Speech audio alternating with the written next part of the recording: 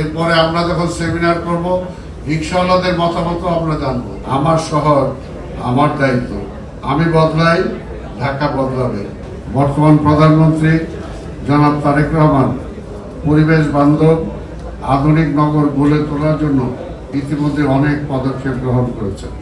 সবার আগে বাংলাদেশকে প্রাধান্য দিয়ে জনগণকে একটি সমৃদ্ধ বাংলাদেশ উপহার দিতে চান।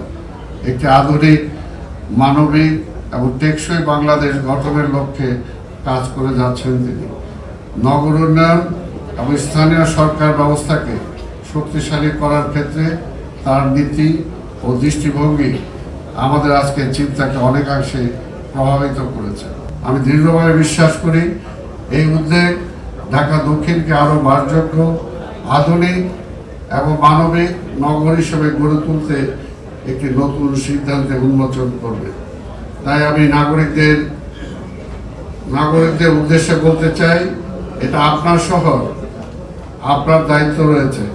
শহরের প্রতিটি নাগরিককে ভাবতে হবে আমার শহর আমার দায়িত্ব। তাই আমাদের স্লোগান আমি বদলাই ঢাকা বদলাবে।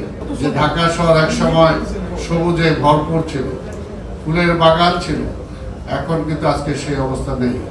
সেই অবস্থাটা ইচ্ছা করলে, আমরা যদি সবাই সমষ্টিগতভাবে ইচ্ছা করি, তাহলেই কিন্তু সেটা সম্ভব। পাশাপাশি আজকে জলবদ্ধতা, আজকে মশার সমস্যা, আজকে হকার সমস্যা, আজকে রিক্সার সমস্যা, এগুলো কিন্তু আমাদের সমস্যা। কাজে এইগুলো আমি আপনাদের সবার অংশগ্রহণ চাই।